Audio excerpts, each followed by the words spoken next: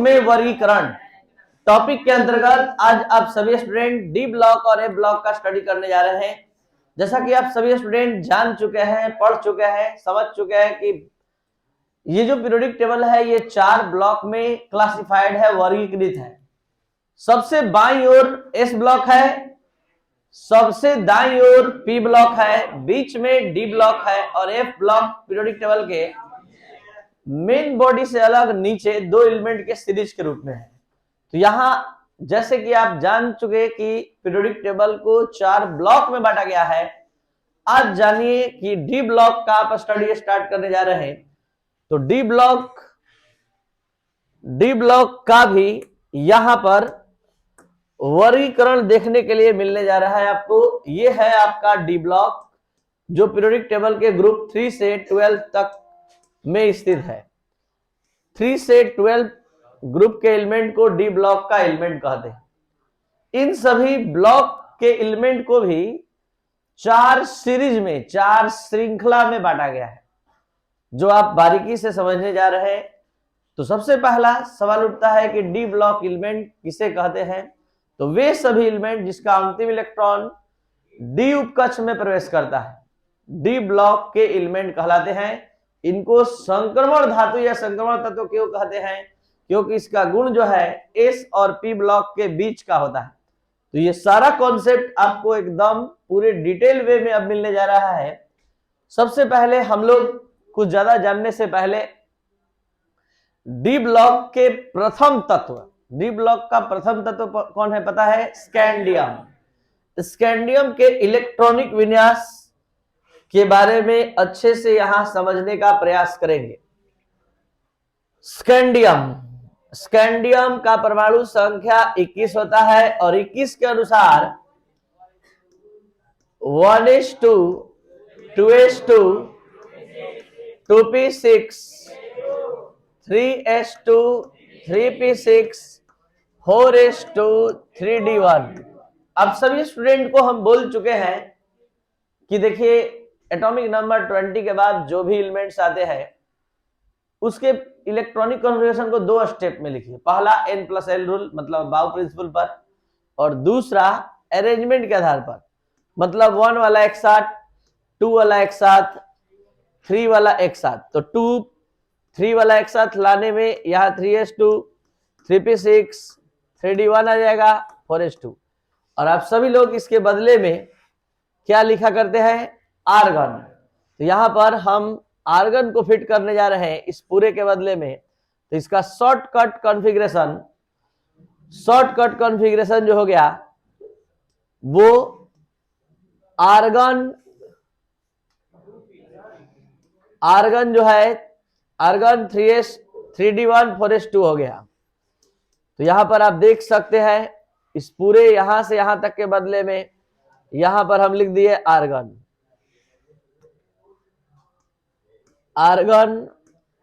3d1, 4s2। अब जरा ध्यान देंगे, यहां पर आर्गन 3d1, 4s2 आ रहा है, यानी कि यहां स्कैंडियम का जो कॉन्फ़िगरेशन है, विन्यास जो है, आर्गन का विन्यास जो यहां पर आ रहा है 3d1। ध्यान देंगे, नजर आ रहा है वहां तक। जैसे ही स्कैंडियम से एक एलिमेंट आगे बढ़ के देखिए तो क्या आपको नजर आएगा कि यहाँ 3d2 हो जाएगा। 3d2 क्या आप समझ पा रहे हैं कि एक इलेक्ट्रॉन आकर बढ़ेगा? एक एलिमेंट और आगे बढ़िए, 3d3। आपको पता होना चाहिए क्रोमियम जैसे ही हाफ फील्ड 3d4 पूरा करता है तो एक आगे के कट से इलेक्ट्रॉन खींच लेता है। तो ये हो जाता है कितना? 3d4 नहीं, 5। और यहां पर आने पर 3d5, 4s2।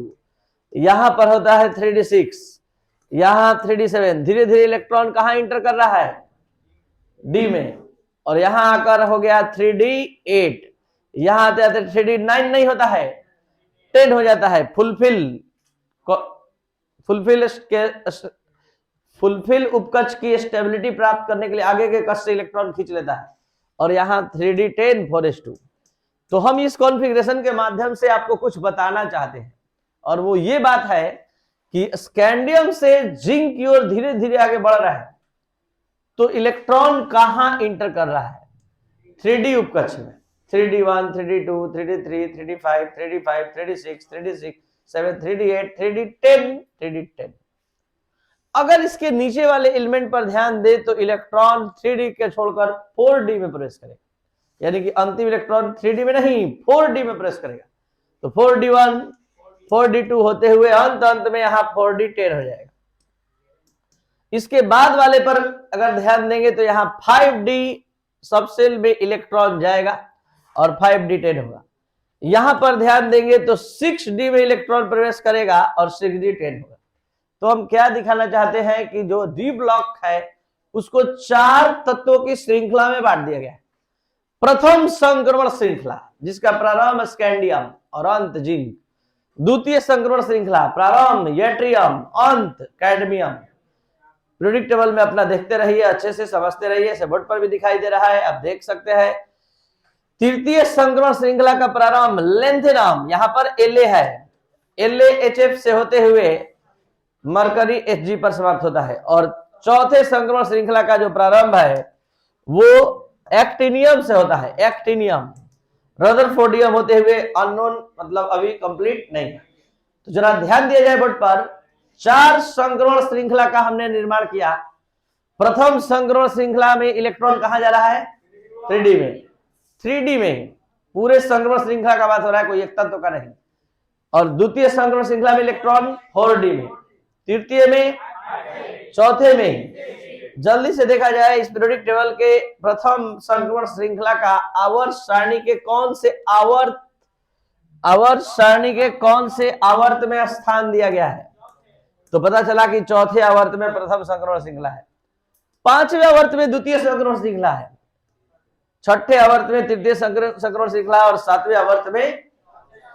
अब एक चीज बहुत बारीकी से आप ध्यान देंगे तो समझ पाएंगे। तृतीय संक्रमण श्रृंखला जैसे हम ये बोल दे रहे हैं स्कैंडियम टू जिंक, बोल दे रहे हैं यट्रियम टू कैडमियम, इसमें La2 बोलेंगे तो गलती हो जाएगा।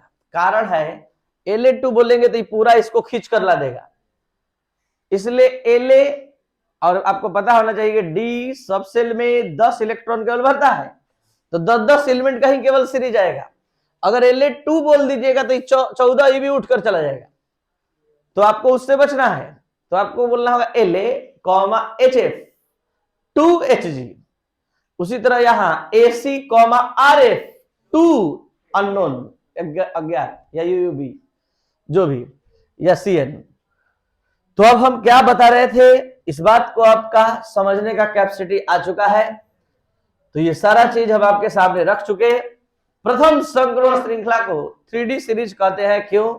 क्योंकि इसका अंतिम इलेक्ट्रॉन कहा जाता है जी 3D उपकक्ष में प्रवेश करता है। एक शुरू कहां से होता है? स्कैंडियम, अंत कहां होता है? जिंक। और इस आवर्त सारणी के कौन से आवर्त में है? चौथे आवर्त। अब आप सभी स्टूडेंट को अगर डायरेक्ट बोल दे कि अपने से लिख लीजिए तो इतना क्षमता आप में आ गया कि द्वितीय संक्रमण श्रृंखला को 4D सीरीज कहते हैं। क्यों कहते हैं? क्योंकि इसका अंतिम इलेक्ट्रॉन 4D उपकक्ष में जाता है। ये यट्रियम से शुरू होता है, कैडमियम पर समाप्त होता है, आवर्त सारणी के 5वें आवर्त में है। तृतीय संक्रमण श्रृंखला 5D सीरीज के नाम से जाना जाता है। ये LaHF2, क्या समझ पा रहे हैं आप? यहाँ क्यों ऐसा लिखा गया है, इस तरह से क्यों नहीं लिखा गया? क्योंकि 10 एलिमेंट को बोध कराना है, 10 एलिमेंट को ही आप ले सकते हो उस सीरीज में। और यहाँ 6 पीरियड आवर्त सारणी के 6ठे पीरियड में है। ये 6D सीरीज के नाम से चौथा संक्रमण श्रृंखला जाना जाता है। एक्टिनियम, रदरफोर्डियम 2x अभी तक ज्ञात नहीं है कितना, और ये आवर्त सारणी के कौन से आवर्त में है। अब जो चीज बताने जा रहे हैं कुछ ज्यादा समझने लायक है, ध्यान से आप समझेंगे तो ठहरेगा दिमाग में। देखिए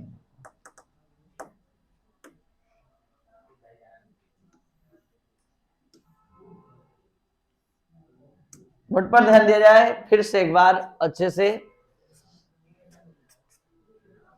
यहीं पर देखते हुए समझ पाएंगे तो समझ में आएगा हमारा बात क्या हम कहना चाहते। देखिए ध्यान, अभी हम स्कैंडियम का कॉन्फ़िगरेशन लिख रहे हैं आपके सामने शॉर्टकट में। Argon 3D1 4s2। आपको बता दें कि यट्रियम का हो जाएगा क्रिप्टन 4D1 5s2। जरा समझिएगा, यहां 3D आया तो इसके साथ कौन आया? 4s। यहां 5D आया तो 4D आया तो कौन आया? 5s। यहां 3D आ रहा है तो 4s साथ में आ रहा है, और यहां जब 4D आ रहा है तो 5s आ रहा है। यहां 5D आएगा तो 6s आएगा, ठीक है। यहां 6D आएगा तो 7s आएगा। मतलब अगर ऐसा कॉन्सेप्ट है तो अगर किसी एलिमेंट के साथ अगर ns आएगा तो कौन सा d आएगा? फिर से ध्यान दिया जाए, 4s के साथ 3D आ रहा है, 5s के साथ 4D आ रहा है, 6s के साथ 5D आ रहा है, तो ns के साथ क्या आएगा? क्या आप समझ पा रहे हैं? n-1d क्यों बोले आप? जो बाहरी कक्ष से उससे एक कम को रिप्रेजेंट कर लेके नहीं, आप बोले n-1। बाहरी कक्ष ns, n मतलब nवा कक्ष बाहरी कक्ष है, और बाहर से एक अंदर के कक्ष को संबोधित करने के लिए आपने n-1 का यूज किया। जब 4s आ रहा है तो उसके साथ 3D आ रहा है, 5s आ रहा है तो 4D आ रहा है, तो ns आएगा तो कौन आएगा? तो अब डी ब्लॉक एलिमेंट का ओरिजिनल डिफिनेशन, नॉलेजफुल डिफिनेशन अब आप बोलने का क्षमता रखते हैं। अब आप अगर बोलेंगे तो आज के बाद डी ब्लॉक एलिमेंट का डिफिनेशन बोलेंगे कि वे सभी तत्व जिनका अंतिम इलेक्ट्रॉन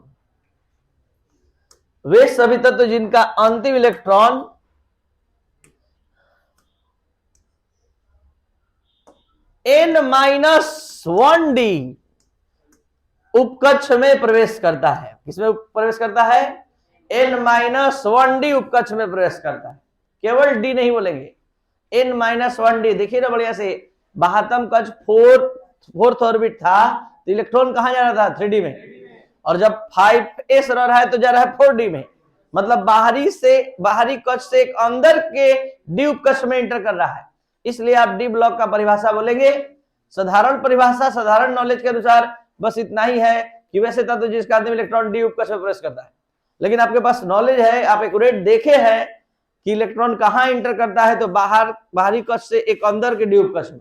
तो एक अंदर के डी उपकक्ष न बोलकर मैथ के भाषा में बोलिए, n-1d उपकक्ष में प्रवेश करता है।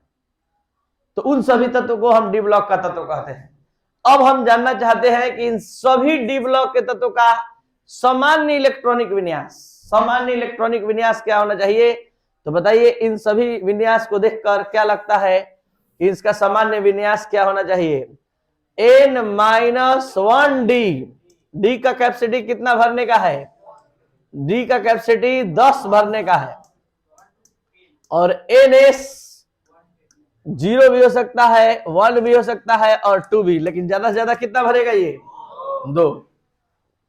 तो सभी ये 40 तत्वों के लिए ये सामान्य इलेक्ट्रॉनिक विन्यास हमने निकाल दिया, और इस 40 तत्वों के लिए जो सामान्य इलेक्ट्रॉनिक विन्यास आपके सामने निकल कर आया है वो क्या आया है? n-1d। 1 to 10 क्यों हुआ? क्योंकि डी का कैपेसिटी और एस का कैपेसिटी 2 का होता है, तो कभी 0 देखा जाएगा, कभी 1, कभी 2, लेकिन 2 से अधिक, क्योंकि एस सब सेल में 2 इलेक्ट्रॉन भरता है। ठीक से बेटा।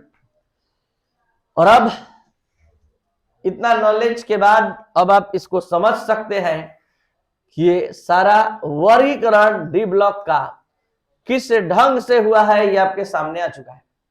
अब हम बात करते हैं डी ब्लॉक के इन सभी तत्वों का, जो आप देख सकते हैं। अब इसके मेन प्रॉपर्टी, एक चीज और जान लीजिए, इसको संक्रमण धातु क्यों कहते हैं? डी ब्लॉक के तत्व को संक्रमण धातु आखिर क्यों कहते हैं? तो एक यहां इंपॉर्टेंट कॉन्सेप्ट बताने जा रहे हैं, ध्यान से समझ लिया जाए।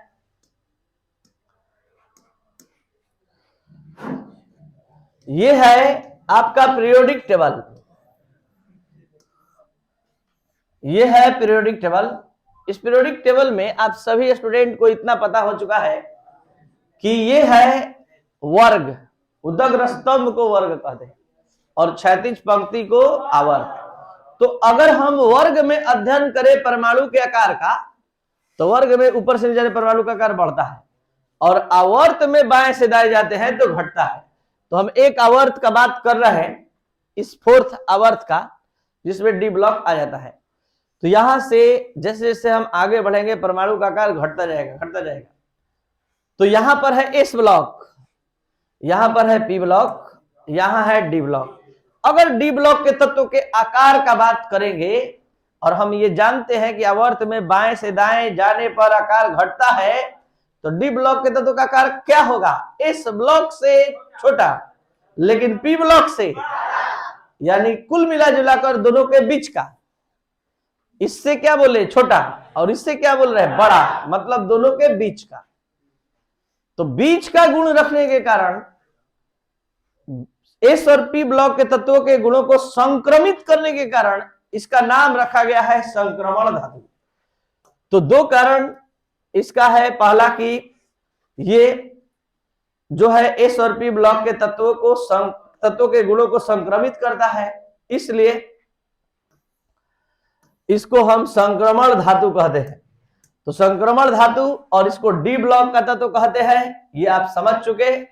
अब हम बात करने जा रहे हैं कि इसका सामान्य इलेक्ट्रॉनिक विन्यास जो हम बता चुके, n-1 d 1 to 10 ns 1 0 और 1 और 2 होता है, जो आप देख सकते हैं। इसके बाद अब इसके अभिलाक्षणिक गुणों के बारे में थोड़ा जानिए।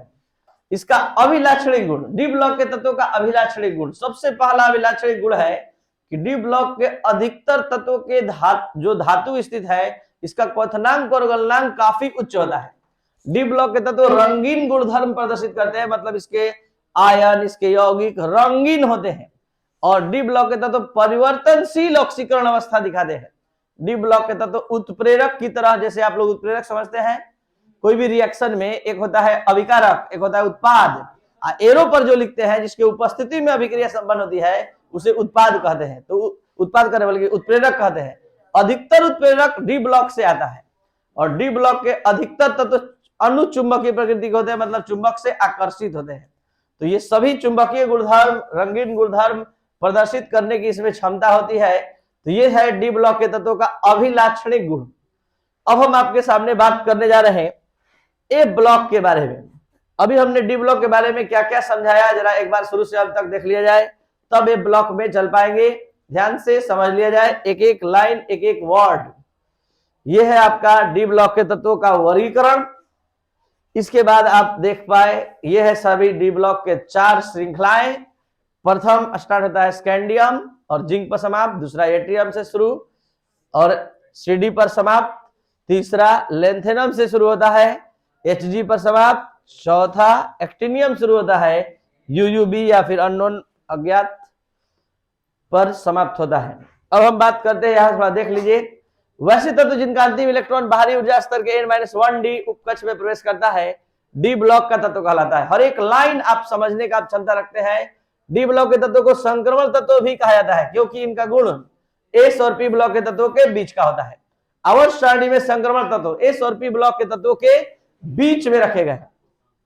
डी ब्लॉक के तत्वों के संयोजी इलेक्ट्रॉन, संयोजी याद रखिएगा, ये बहुत इंपॉर्टेंट चीज है। बहुत कम लोग, आप लोग से संयोजी इलेक्ट्रॉन पूछा जाता है कि जल्दी से बताइए सोडियम का संयोजी इलेक्ट्रॉन। तो sodium 1s2 2s2 2p6 3s1, तो 3s1 को केवल संयोजी इलेक्ट्रॉन बोलते हैं। याद रखिएगा कि डी ब्लॉक में ऐसा गलती मत करिएगा। डी ब्लॉक में ns का तो बोलिएगा, n-1 d का भी इलेक्ट्रॉन जोड़ के बोलिएगा। जैसे स्कैंडियम का बोलेंगे तो स्कैंडियम के लास्ट में क्या है 3d1 4s2, तो 3d1 1 भी और 4s2 भी, यानी पूरा मिलाकर कितना 3। तो बाहरी कक्ष से नहीं, बाहरी कक्ष के साथ साथ n-1 d का भी इलेक्ट्रॉन जोड़ के बोलिएगा। अगर आपको हमारा बात समझ में आए जल्दी से बताइए। मैग्नीज 25 होता है, मैग्नीज का 25 होता है।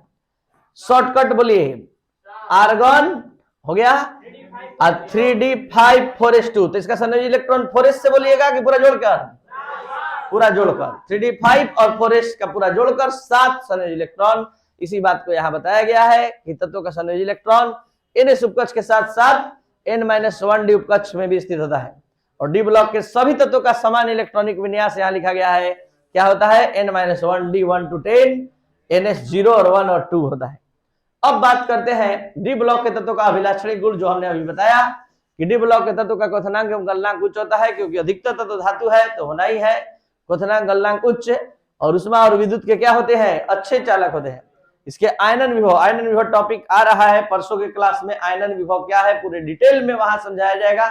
फिलहाल आपको ये चलना पड़ेगा समझकर डी ब्लॉक के तत्वों के आयनन विभव का मान एस ब्लॉक के तत्वों से अधिक होता है और पी ब्लॉक के तत्वों से कम होता है। क्यों? क्योंकि बीच का है, एस और पी ब्लॉक के बीच स्थित है, इसलिए।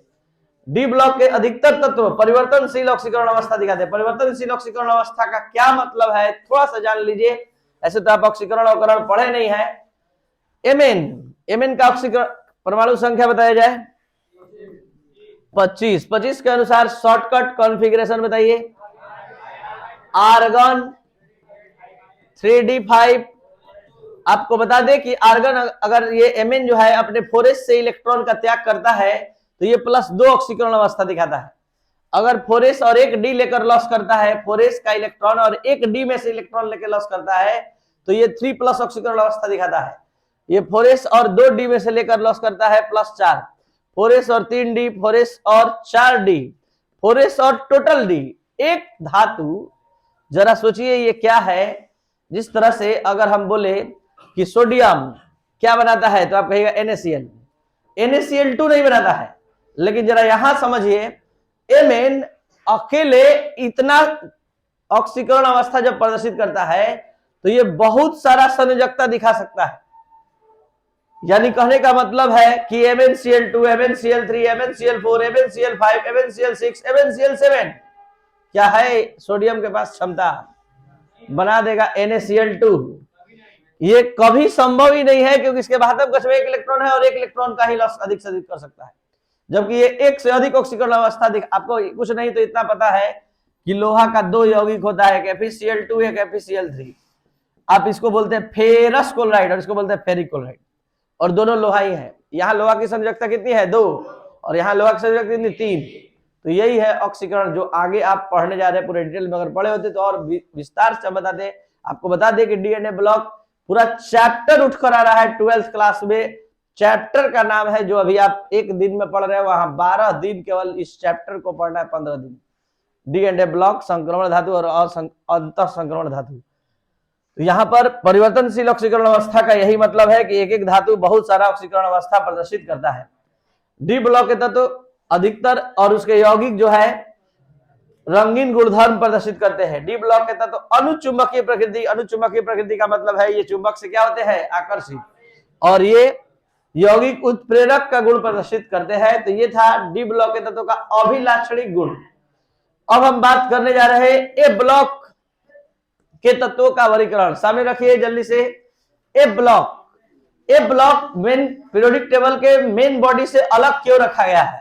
सबसे पहला सवाल, क्योंकि इसका अंतिम इलेक्ट्रॉन कहा जाता है F में, और पीरियोडिक टेबल में जो 3 ब्लॉक है वो किस कौन कौन से सबसेल के लिए है, S, P, D। और जो नीचे देख रहे हैं अलग, इसका मेन कारण यही है कि इन सभी का अंतिम इलेक्ट्रॉन कहा जाता है F में। तो यहां पर ए ब्लॉक जो देख रहे हैं ये पीरियोडिक टेबल के मेन बॉडी से अलग रखे जाने का मेन कारण यही है कि इन सभी का अंतिम इलेक्ट्रॉन, बोर्ड पर ध्यान दीजिए, F उपकक्ष में प्रवेश करता है। और यहाँ 2 तत्वों की श्रृंखला है, एक का नाम है लेंथेनाइड और एक का नाम है, इसका नाम लेंथेनाइड क्यों पड़ा, क्योंकि ये लेंथेनम के बाद आता है। और इसका नाम एक्टिनाइड क्यों पड़ा? कुछ स्टूडेंट को अभी ये पीरियोडिक टेबल देखने के बाद लग रहा होगा कि लेंथेनम भी इसी का सदस्य है। नहीं, लेंथेनम केवल इशारा करने आया है कि ये हमारे बाद आता है, इसलिए इसका नाम लेंथेनाइड पड़ा। ये La डी ब्लॉक का है, AC डी ब्लॉक का है, और सीरियम से लेकर ल्यूटेटियम ये प्रथम अंतः संक्रमण श्रृंखला है। एफ ब्लॉक के तत्व का दूसरा नाम अंतः संक्रमण भी है। तो जान लीजिए इसको अंतः संक्रमण क्यों कहते हैं, बताइए तो। क्यों इसको एफ ब्लॉक का तत्व कहते हैं?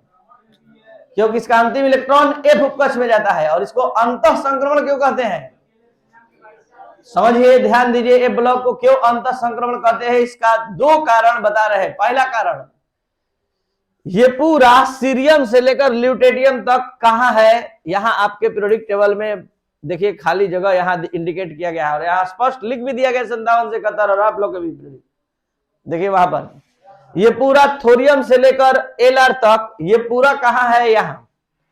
और ये पोजीशन किसका है, ये स्थान किसका है, संक्रमण धातु का। तो संक्रमण धातु में संक्रमण धातु है, इसीलिए हम इसको क्या बोलते हैं, अंतः संक्रमण धातु, जो संक्रमण धातु में स्थित है।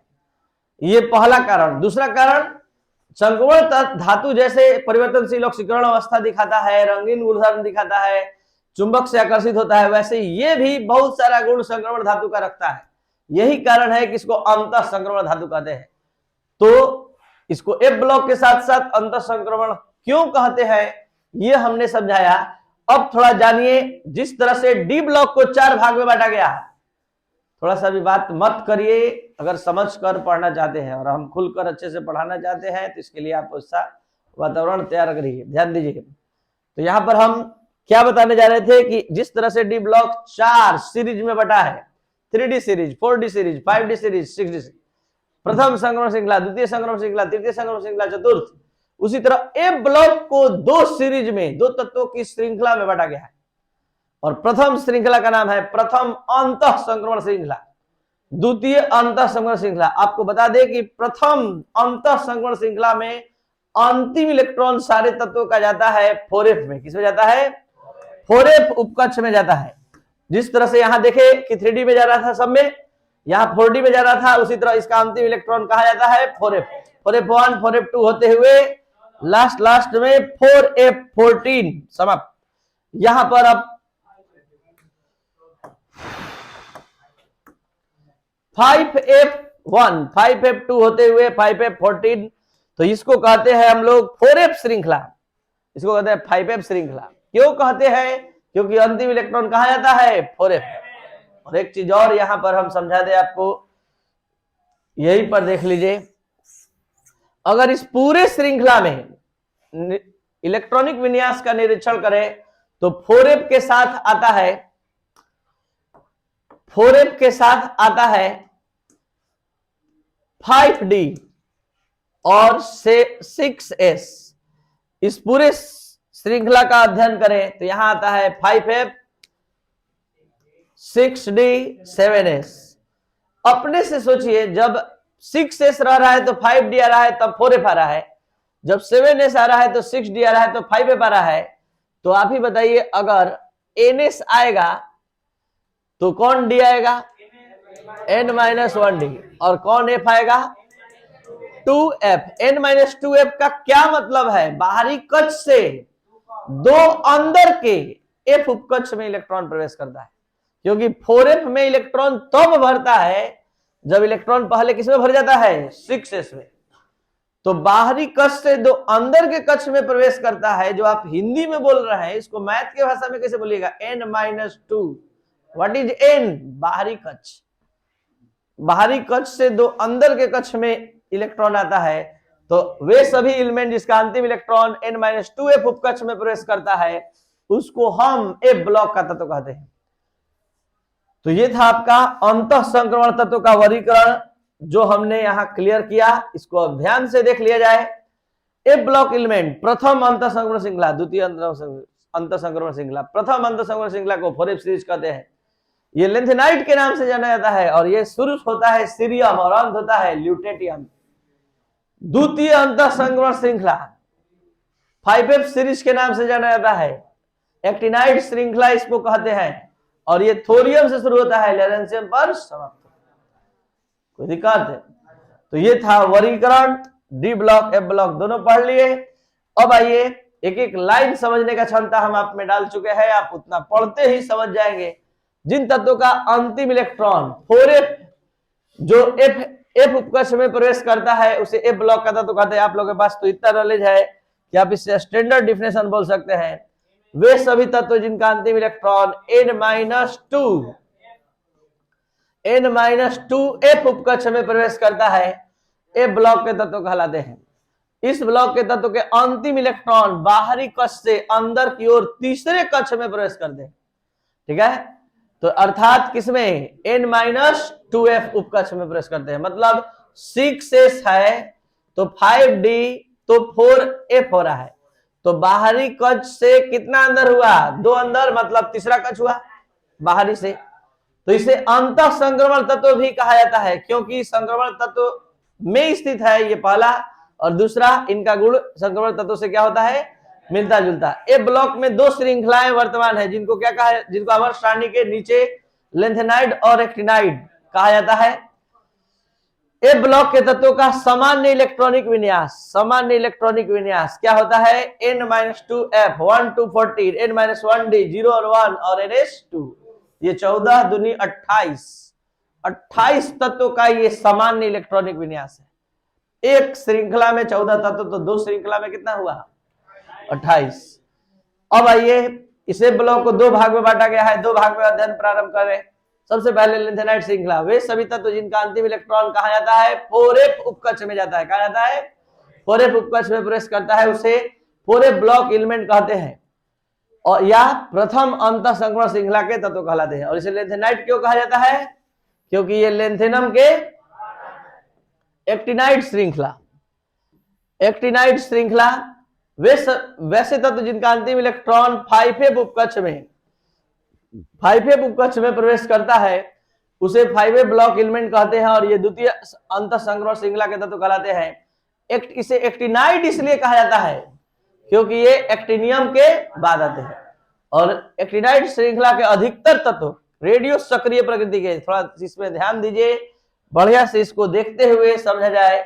यहां पर हम बता रहे थे कि एक्टिनाइड और लेंथेनाइड, इस ए ब्लॉक का एक खासियत है कि सबसे ज्यादा रेडियो सक्रिय तत्व इसमें मतलब इस ए ब्लॉक में स्थित है, और उसमें भी यूरेनियम के बाद जो आ रहा है ये सारा एलिमेंट, इन सभी को हम लोग कहते हैं मानव निर्मित तत्व, मानव द्वारा बनाया गया है लैब में।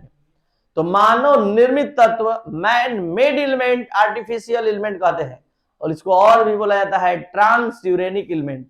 तो ये ए ब्लॉक में परमाणु संख्या 92 यूरेनियम के बाद आने वाले तत्व को ट्रांस यूरेनिक एलिमेंट, मानव निर्मित तत्व, आर्टिफिशियल एलिमेंट कहा जाता है।